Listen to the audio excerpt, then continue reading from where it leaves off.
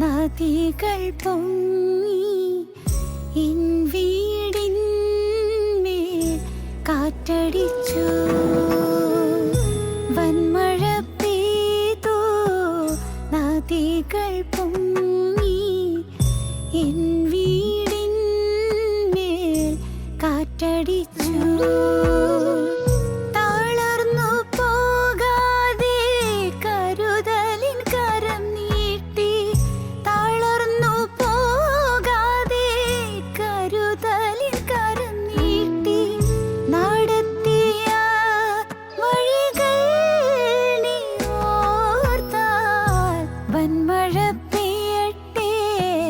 നദികൾ പൊങ്ങട്ടെ N വീടിന്മേൽ കാറ്റടിച്ചിടട്ടെ.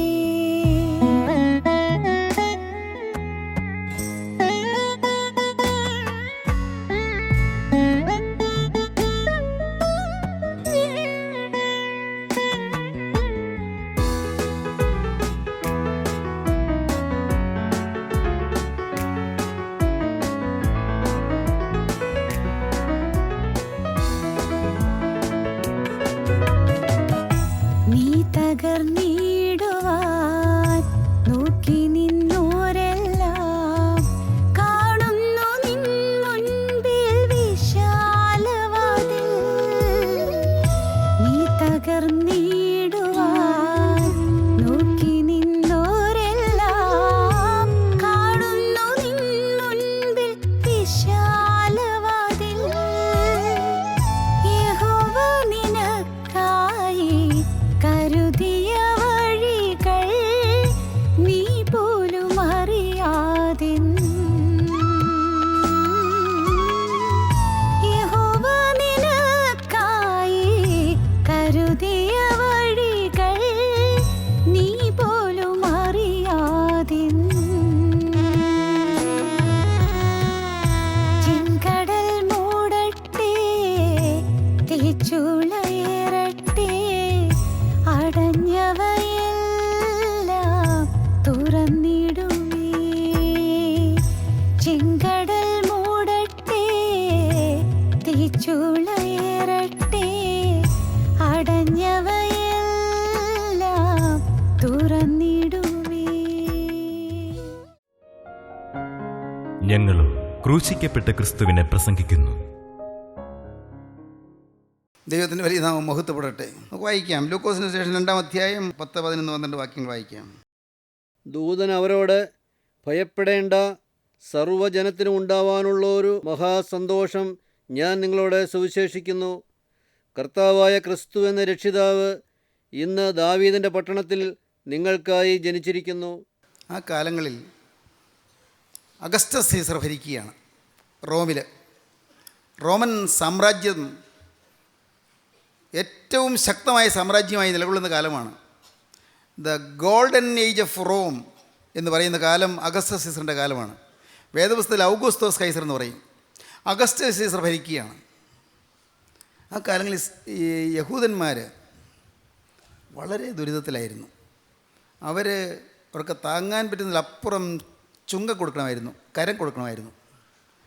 Roman സീസറുടെ ഒരു governor, അന്ന് പൊന്തിയോസ് പീലാത്തോസാണ്, ഒരു ഗവർണർ, റോമിലെ ഭരണാധികാരിയുടെ ഒരു പ്രതിനിധിയായി ഒരു ഗവർണർ യഹൂദ്യ നാട് വാഴുകയാണ്. അന്ന് രാഷ്ട്രീയമായി പറഞ്ഞാൽ യഹൂദജാതി വലിയ ഞെരുക്കത്തിലാണ്, വലിയ ദുഃഖത്തിലാണ്. എല്ലാവരും ഒരുപോലെ വളരെ കഷ്ടപ്പാടിലാണ്. റോമൻ സർക്കാരിൻ്റെ ഇരുമ്പ് നുഖത്തിൻ്റെ കീഴിലായി ഞെരിഞ്ഞ വരുന്ന പാവപ്പെട്ടൊരു സമൂഹം വിഷമിച്ച് കഴിയുകയാണ്. അവരുടെ വരുമാനം കൊണ്ട് ഈ ചുങ്കം കൊടുത്തു കഴിഞ്ഞാൽ കാര്യമായിട്ട് പിന്നൊന്നുമില്ല. കഷ്ടപ്പെടണം, അധ്വാനിക്കണം. അവരുടെ നാട് അടിമപ്പെട്ടു പോയി. അവരുടെ നാട് റോമൻ സീസറുടെ ഭരണത്തിന് കീഴിലായിപ്പോയി. റോമൻ ചക്രവർത്തിയുടെ അടിമകളായിപ്പോയി ഒരു വിധത്തിൽ പറഞ്ഞാൽ. ആ പാവപ്പെട്ട യഹൂദൻ കഷ്ടപ്പെട്ടുണ്ടാക്കുന്നതെല്ലാം റോമിലേക്ക് പോകും. ആ കാലത്ത് രാഷ്ട്രീയമായൊരു അടിമത്വമായിരുന്നു നിലവിലിരുന്നിരുന്നത്. രാഷ്ട്രീയമായി അവരുടെ മുതുകത്ത് നുഖമായിരുന്നു. നുഖം എന്ന് പറഞ്ഞാൽ പേരിന് നുഖം വെച്ചൊന്നല്ല, അടിമത്തത്തിലായിരുന്നു അവർ. അതുമാത്രമല്ല, യഹൂദൻ വല്ലാത്ത പീഡ അനുഭവിക്കുന്ന കാലമാണ് മതപരമായിട്ട്. അന്ന് മതത്തിൻ്റെ പുരോഹിതന്മാർ പാവപ്പെട്ട യഹൂദന്മാരെ ഞെരിച്ചുകൊണ്ടിരുന്നു. രാഷ്ട്രീയമായി ഞെരുക്കം വന്നു, മതപരമായും ഞെരുക്കം വന്നു. വിഷമിക്കുകയാണ്. മതത്തിലെ പുരോഹിതന്മാർ ചില ചിട്ടകൾ വെച്ചു. എന്താണ് ചിട്ടകൾ? കേട്ടാൽ നാം അത്ഭുതപ്പെട്ടു പോകും. ഇങ്ങനെയൊക്കെ ഉണ്ടോ ആ കാലത്തും? ഇപ്പോഴതൊക്കെ കാണും. അന്ന് ആ കാലത്തും ഇങ്ങനെയൊക്കെ ഉണ്ടോ? എന്താണത്? അവർ ഊനമില്ലാത്ത ആട്ടിൻകുട്ടിയെ യാഗം കഴിക്കണം. ദൈവത്തിൻ്റെ പ്രമാണം, ഊനമില്ലാത്ത ആട്ടിൻകുട്ടിയെ യാഗം കഴിക്കണം. ഊനമില്ലാത്ത ആട്ടിൻകുട്ടിയെ യാഗം കഴിക്കാൻ അവർ ഒരു കുറ്റമില്ലാത്ത ആട്ടിൻകുട്ടിയെ വാങ്ങിക്കൊണ്ടുവരും. പുരോഹിതൻ നോക്കിയിട്ട് പറയും, നോ, ഇതിൽ ഊനമുണ്ട്, ഇത് പറ്റില്ല. ഇനി എന്നാ ചെയ്യണേ? അത് ഒരുപാട് രൂപ കൊടുത്ത് മേടിച്ചതാണല്ലോ. അതൊരു കാര്യം ചെയ്യും. അവിടെ ഈ പള്ളിപ്പറമ്പിൽ തന്നെ എന്നടുത്ത് അവിടെ ഒരു ബൂത്തുണ്ട്. അവിടെ ആടുകൾ വിൽക്കുന്നുണ്ട്. അവിടെ ചെന്നാൽ ഊനമില്ലാത്ത ആടിനെ കിട്ടും. ചെന്നു. പാവപ്പെട്ട എന്നോട് ചെല്ലാണ്ട് കൊല്ലല്ലോ. ഊനമില്ലാത്ത ആടിന് വേണ്ടേ? ദേഹോയ്ക്ക് പ്രസാദമാകണ്ടേ? അവിടെ ചെല്ലും. അവിടെ ചെന്ന് ചോദിക്കും, എനിക്ക് ഊനമില്ലാത്ത ആടിന് വേണമല്ലോ, എടുത്തോളൂ, ഇത് ഈ ആട്. അല്ല, എൻ്റെ കയ്യിലൊരു ആടുണ്ട്, അത് ഞാൻ അത് തന്നേരം ഇവിടെ നിർത്തിയോ, വല്ലതും തരാം. വെറുതെ തരണ്ട.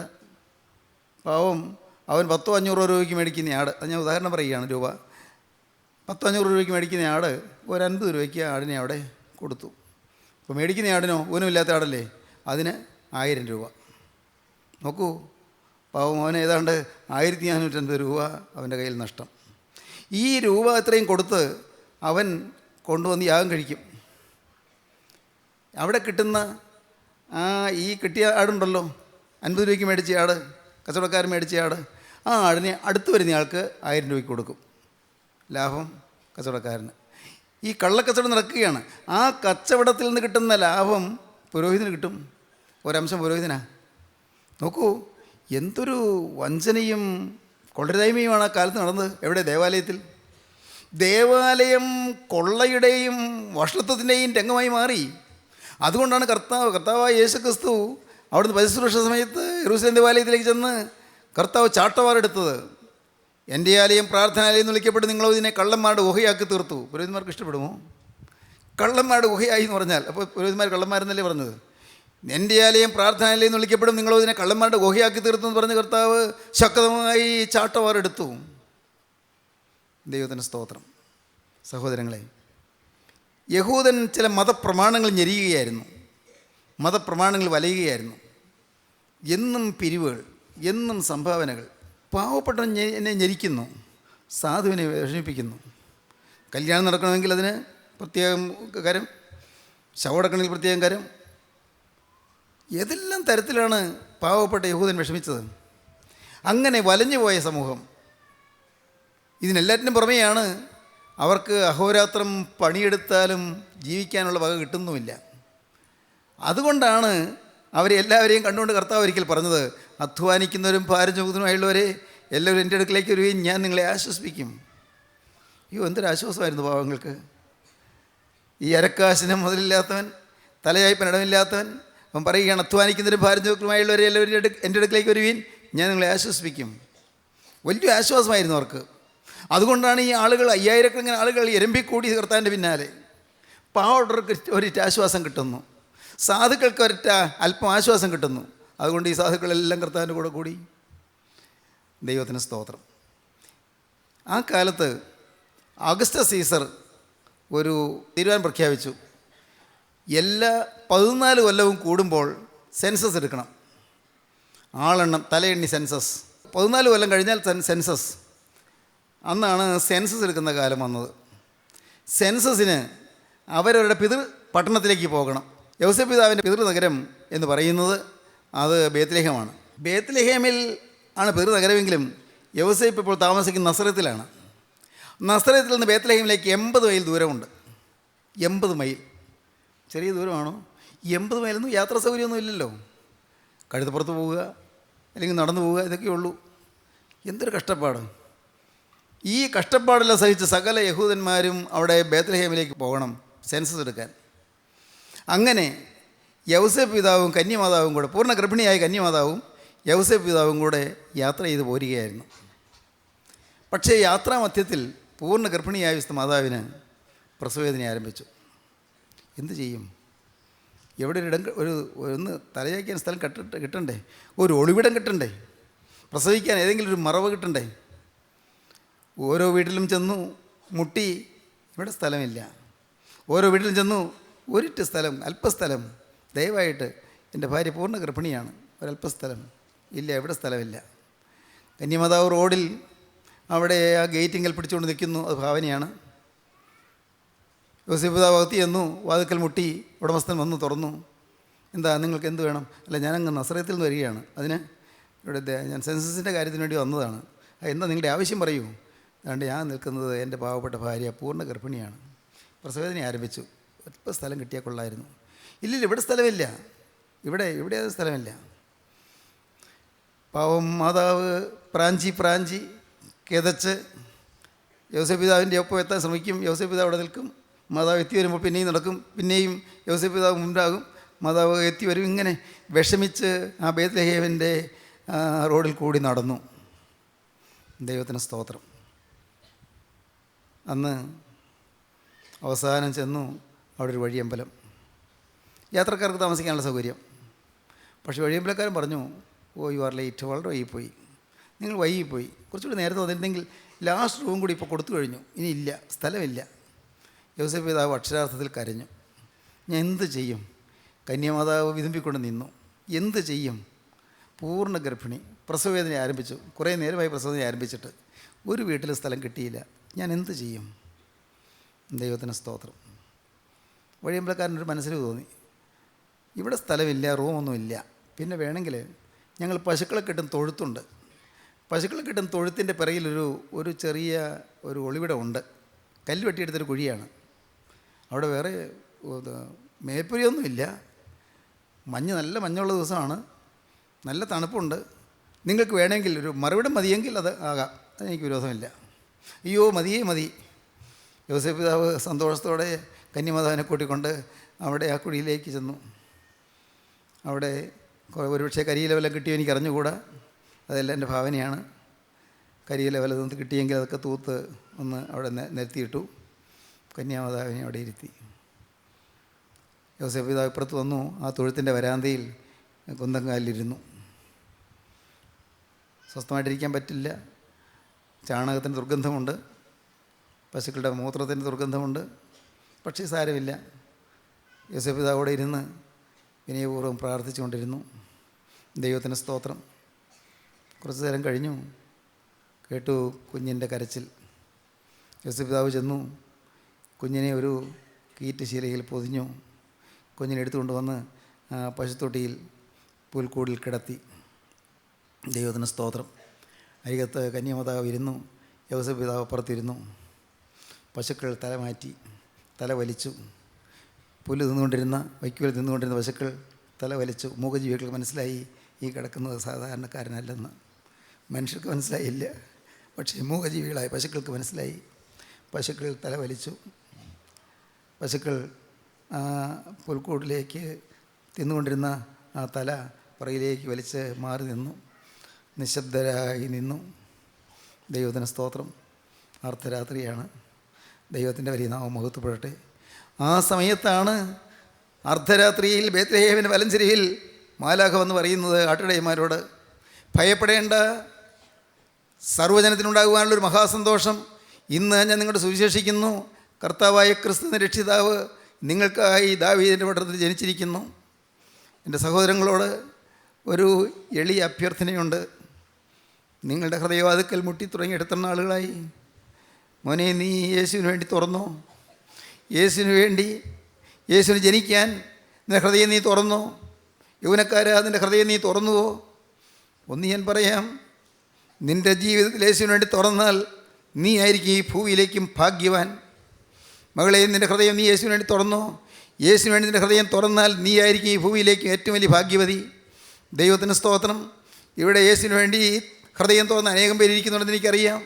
സ്നേഹിതരെ, നിങ്ങൾ ഭാഗ്യശാലികളാണ്. യേശുവിന് വേണ്ടി ഈ ദുർഗന്ധമലീമസമായ ഈ ഹൃദയം നിങ്ങൾ തുറക്കാത്താൽ ഭാഗ്യം, ദുർഗന്ധമെല്ലാം മാറും, പരിമളം വീശും, സുഗന്ധം പരക്കും, സൗരഭ്യം പകർന്ന് അനേകരുടെ ഹൃദയത്തിന് ആശ്വാസം നൽകും. യേശു ക്രിസ്തുവിന് വേണ്ടി നിങ്ങളുടെ ഉള്ളു തുറന്നാൽ ഇന്നത്തെ അശുദ്ധിയെല്ലാം മാറും, ഈ ദുർഗന്ധങ്ങളെല്ലാം മാറും. വാശിയും കോപവും വഴക്കും പിണക്കവും വൈരാഗ്യവും കലഹവും എല്ലാ ദുർഗന്ധവും മാറും. അശുദ്ധിയും വ്യഭിചാരശീലങ്ങളും കൊളുത്താത്ത ബന്ധങ്ങളും എല്ലാം മാറും. മദ്യപാനവും കഞ്ചാവും മയക്കുമരുന്നും എല്ലാം അവിടുന്ന് മാറും. യേശുവിന് വേണ്ടി ഹൃദയം തുറന്നാൽ നിന്റെ ഹൃദയത്തിൽ നിന്ന് ഇൻ്റർനെറ്റിലെ ചീത്ത പടങ്ങളും നിൻ്റെ മൊബൈൽ ഫോണിലെ മിസ്ഡ് കോൾസും എല്ലാ മൊബൈൽ ഫോണിലെ ചാറ്റിങ്സും എല്ലാം മാറും. മകളെ, നിൻ്റെ ഹൃദയം നീ യേശുവിന് വേണ്ടി തുറന്നാൽ അരുതായികളെല്ലാം മാറും. വ്യാജം മാറും, വഞ്ചന മാറും, തിന്മ മാറും, ദുഷ്ടത മാറും, ക്രൂരത മാറും, സ്വാർത്ഥത മാറും, അഹങ്കാരം മാറും. നിൻ്റെ ജീവിതം പ്രകാശപൂരിതമായി തീരും. യേശുവിന് വേണ്ടി തുറക്കണം. ദൈവത്തിന് സ്തോത്രം. മാലാഖ നിന്ന് പ്രസംഗിച്ചു. എന്താണ് പ്രസംഗിച്ചത്? ഒന്നാമത്തെ പ്രസംഗം, ചരിത്രത്തിലെ ആദ്യത്തെ സുവിശേഷ പ്രസംഗം. ഭയപ്പെടേണ്ട, ഭയപ്പെടേണ്ട, സർവ്വജനത്തിനുണ്ടാകുവാനുള്ളൊരു മഹാസന്തോഷം. ഇന്ന് ഞാൻ നിങ്ങളോട് സുവിശേഷിക്കുന്നു. കർത്താവായ ക്രിസ്തു എന്ന രക്ഷിതാവ് ഇന്ന് നിങ്ങൾക്കായി ദാവീദിൻ്റെ പട്ടണത്തിൽ ജനിച്ചിരിക്കുന്നു. ദൈവത്തിന് സ്തോത്രം. എല്ലാവരും അമ്പരപ്പോടെ നിൽക്കുകയാണ്, അതിശയത്തോടെ നിൽക്കുകയാണ്. മാലാഖ ഇത് പറഞ്ഞു കഴിഞ്ഞിട്ട് നോക്കുമ്പോഴുണ്ട്, ഈ അടരേമാർ നോക്കുമ്പോഴുണ്ട്, മുകളിൽ നിന്നൊരു തേജസ് ഇങ്ങനെ ഇറങ്ങി വരുന്നു, തീ പോലെ. എന്ത് കാഴ്ചയൊക്കെയാണ് കാണുന്നത്? തീ പോലെ ഇറങ്ങി വരുന്നു. നോക്കിയപ്പോൾ ആ തീയിൽ മാലാഖമാർ ഇറങ്ങി വരികയാണ്. ആദ്യം ഒരു മാലാഖ ഉണ്ടായിരുന്നിടത്ത് ഇപ്പോൾ ഇത് അനേകം മാലാഖമാർ വന്ന് അണിനിരക്കുന്നു, നിരന്ന് നിൽക്കുകയാണ്. തേജോരൂപികളായ മാലാഖമാർ വന്ന് അണിനിരന്ന് നിൽക്കുകയാണ്. അവരെല്ലാവരും വന്ന് അണിനിരന്ന് നിന്നു. ഉടനെ കേൾക്കാം ഒരു മധുരമായ പാട്ട്, മധുരമധുരമായ സംഗീതത്തിൻ്റെ നിർജ്ജരി ഒഴുകുകയാണ്. എന്താണ് പാട്ട്? അത്യുന്നതങ്ങളിൽ ദൈവത്തിന് മഹത്വം, ഭൂമിയിൽ ദൈവപ്രസാദമുള്ള മനുഷ്യർക്ക് സമാധാനം. ഓ, ഈ മാലാഖയുടെ പാട്ട് കേട്ടപ്പോൾ ഇവരുടെ ഉള്ളം കുളിർത്തു. ദൈവപ്രസാദമുള്ള മനുഷ്യർ ഒക്കെ അങ്ങനെയാണെങ്കിൽ ഞങ്ങൾ ആ കൂട്ടത്തിൽപ്പെട്ടല്ലോ. നിത്യനായ ദൈവത്തിൻ്റെ പ്രസാദമുള്ള ആ മനുഷ്യരുടെ കൂട്ടത്തിൽ ഞങ്ങൾ ഉൾപ്പെട്ടല്ലോ. അവരുടെ ഉള്ളം സന്തോഷം കൊണ്ട് നിറഞ്ഞു. ഇപ്പോഴവരത് അനുഭവിക്കുന്നത്. സന്തോഷം പ്രസംഗിച്ചു, സന്തോഷത്തെക്കുറിച്ച് പ്രസംഗിച്ചു, പക്ഷേ ഇപ്പോൾ അവർ അനുഭവിക്കുകയാണ്. ഭൂമിയിൽ ദൈവപ്രസാദമുള്ള മനുഷ്യർക്ക് സമാധാനം, അത്യുന്നതങ്ങളിൽ ദൈവത്തിന് മഹത്വം, ഭൂമിയിൽ ദൈവപ്രസാദമുള്ള മനുഷ്യർക്ക് സമാധാനം. മാലാഖമാർ കൂട്ടം കൂടി പാടി. അപ്പോൾ ഇവർക്ക് തോന്നി നമ്മൾ നിശബ്ദരായിട്ട് നിൽക്കുന്നെങ്ങനെ, അവരും കൂടെ പാടി, ആട്ടിടയന്മാരും കൂടെ പാടി. ബേത്ലഹേം മലഞ്ചരിവ് ഒരു നല്ല സംഗീത വേദിയായി മാറി. പാട്ട്, സമാധാനത്തിൻ്റെ സംഗീതം പൊഴിയുന്നു, സന്തോഷത്തിൻ്റെ സംഗീതം പൊഴിയുന്നു. കുറച്ച് കഴിഞ്ഞു മാലാഖമാർ അപ്രത്യക്ഷരായി. പക്ഷേ പാട്ട് നിലച്ചില്ല, പിന്നെയും പാടിക്കൊണ്ട് നിൽക്കുക. അപ്പോൾ അവർ പരസ്പരം പറഞ്ഞു, നമുക്കൊരു കാര്യം ചെയ്യാം, നമുക്ക് ആ ബേത്ലഹേം വരെ ഒന്ന് പോയി നോക്കാം. ഈ മാലാഖ പറഞ്ഞത്, നമുക്ക് അവിടെ നിന്ന് പോകാം. നടന്നു. അവരൊരുമിച്ച് അടിവെച്ച് പോവുകയാണ്. ആട്ടുംകൂട്ടമോ അതൊന്നും അവരുടെ ഇപ്പോൾ ചിന്തയിലില്ല. വല്ല ചന്തയും പിടിച്ചുകൊണ്ട് പോകുമോ, അതൊക്കെ മറന്നു. വല്ല കടുവയോ പുലിയോ നമ്മൾ ആട്ടിൻകൂട്ടത്തെ പിടിച്ചുകൊണ്ട് പോകുമോ, ചിന്തയൊക്കെ മറന്നു. ആകെ ഇപ്പോഴൊരു ചിന്ത മാത്രം, ഈ മഹാസന്തോഷത്തിൻ്റെ ഉറവിടത്തിലേക്ക് നമുക്ക് എത്തണം, മഹാസന്തോഷത്തിൻ്റെ ഉറവിടത്തിലേക്ക് നമുക്ക് എത്തിച്ചേരണം. അവർ നടന്നു, അവർ ചെന്നു. അപ്പോഴാണ് ശിശുവിനെ പുൽത്തൊട്ടിയിൽ കിടത്തിരിക്കുന്നവർ കണ്ടത്. കന്യാമാതാവ് വിനയപൂർവ്വത്തിലിരിക്കുന്നു. കന്യാമാതാവിൻ്റെ മുഖത്ത് സന്തോഷം വഴിഞ്ഞൊഴുകുന്നു. യോസേഫ് പിതാവ് ആനന്ദ പാരവശ്യത്തോടെ നോക്കി നിൽക്കുന്നു, നല്ല ചാരിതാർത്ഥ്യത്തോടെ. ഈ പാട്ട് കേട്ട് എല്ലാവരും വഴിയമ്പലത്തിലുണ്ടായിരുന്ന എല്ലാവരും ഞെട്ടി ഉണർന്നു. എന്തൊരു പാട്ട്! നല്ല സുഖപ്രദമായൊരു പാട്ടാണല്ലോ, ഇതുവരെ കേട്ടിട്ടില്ലാത്തൊരു പാട്ട്, സന്തോഷകരമൊരു പാട്ട്, നല്ല സൗരഭ്യം പൊഴിയുന്നൊരു പാട്ട്, സുഗന്ധമുള്ളൊരു പാട്ട്. ഓരോരുത്തർ എഴുന്നേറ്റു. വഴിയമ്പലക്കാരൻ എഴുന്നേറ്റു. ഓരോ മുറികളിലും കിടന്നുറങ്ങിയിരുന്ന മുറികളിൽ യാത്രക്കാരെഴുന്നേറ്റു. എല്ലാവരും വന്നു വഴിയമ്പലക്കാരനും കൂടി പാട്ട് പാടാൻ. അത്യുന്നതങ്ങളിൽ ദൈവത്തിന് മഹത്വം, ഭൂമിയിൽ ദൈവപ്രസാദമുള്ള മനുഷ്യർക്ക് സമാധാനം. അപ്പോഴുണ്ട് മറ്റു കൂടെ അവിടെ വന്നു നിന്നവരെല്ലാം ഒന്നും അറിഞ്ഞിട്ടല്ല, അവരും പാടാൻ തുടങ്ങി. സ്നേഹിത, നീ അനുഗ്രഹത്തിൻ്റെ പാട്ട് തുടങ്ങിയാൽ, മോളെ നീ വിശുദ്ധിയുടെ പാട്ട് തുടങ്ങിയാൽ, നിൻ്റെ കൂടെ പാടാൻ പലരും ഉണ്ടാകും. നിൻ്റെ കൂടെ ഈ ആനന്ദത്തിന് പങ്കുവയ്ക്കാൻ പലരും ഉണ്ടാകും. നിൻ്റെ കൂടെ ദൈവത്തെ സ്തുതിക്കാൻ പലരും ഉണ്ടാകും. ആനന്ദത്തിൻ്റെ സ്തുതി, വിശുദ്ധിയുടെ ആരാധന, ആനന്ദത്തിൻ്റെ സ്തുതിയിൽ ഹൃദയം ലയിച്ച് അവിടെ നിന്നുകൊണ്ടൊരു പാടുകയാണ്. അത്യുന്നതങ്ങളിൽ ദൈവത്തിൻ്റെ മഹത്വം, ഭൂമിയിൽ ദൈവപ്രസാദമുള്ള മനുഷ്യർക്ക് സമാധാനം. ഇന്ന് സ്നേഹിതരെ, നിങ്ങളുടെ ഹൃദയം പലതുകൊണ്ട് ഭയപ്പാടിലല്ലേ? നിങ്ങളുടെ മനസ്സ് ഭയപ്പാടിലും വെപ്രാളത്തിലുമല്ലേ? എന്നാൽ യേശുക്രിസ്തു ഇപ്പോൾ നിങ്ങളുടെ അരികത്തേക്ക് വരുന്നു. നിങ്ങളുടെ മനസ്സിലുള്ളതായ ആശങ്കകൾ പരിഹരിക്കാൻ, നിങ്ങളുടെ മനസ്സിലുള്ളതായ വേദനാ വിഷയങ്ങൾ പരിഹരിച്ചു തരാൻ, നിങ്ങളുടെ ഉള്ളത്തിൻ്റെ പ്രശ്നങ്ങൾ പരിഹരിച്ചു തരാൻ, നിങ്ങൾ വലയുന്ന ചില പ്രശ്നങ്ങൾ നിങ്ങൾക്ക് പരിഹാരം തരാൻ യേശുക്രിസ്തു ഇതാ നിങ്ങളുടെ അരികത്തേക്ക് വന്നിരിക്കുന്നു. നിങ്ങൾ യേശുവിനെ കാണുമോ? ദൈവത്തിന് സ്തോത്രം, ദൈവത്തിന് സ്തോത്രം. അന്ന് യേശുക്രിസ്തു ഒരു ശിശുവായിട്ട് കന്യമാതാവിൻ്റെ മടിയിലിരിക്കുന്നു, കൈത്തണ്ടിലിരിക്കുന്നു. ദൈവത്തിന് സ്തോത്രം.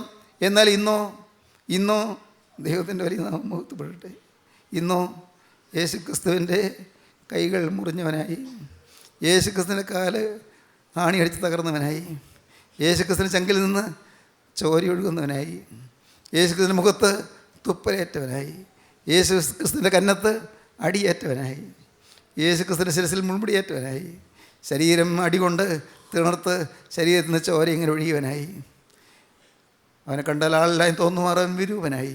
ഇതാ നിൻ്റെ അരികത്തേക്ക് വന്നിരിക്കുന്നു, നിങ്ങളുടെ അരികത്തൂടെ മന്ദം നടക്കുന്നു.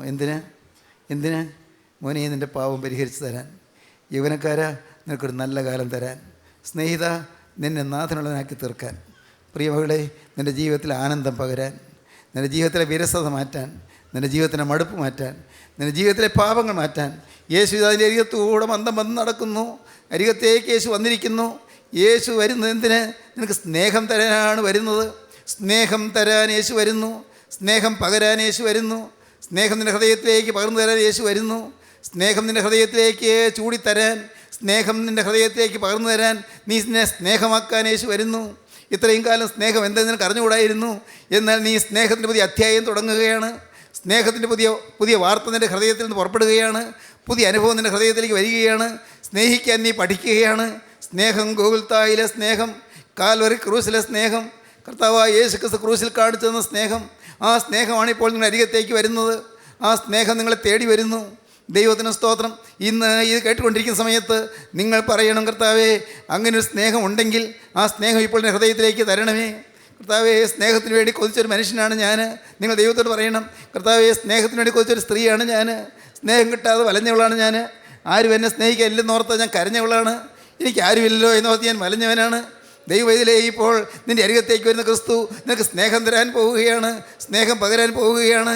ഗോകുൽത്തായിലെ സ്നേഹം, തൻ്റെ തിരക്തത്തിൽ കൂടി വാർന്നൊഴുകിയ സ്നേഹം, ആ സ്നേഹം നിൻ്റെ മേൽ പകർന്നിട്ട് നിൻ്റെ പാപക്കറകളെല്ലാം കഴുകാൻ പോവുകയാണ്. നിനക്ക് വേണമോ പാപമോചനം?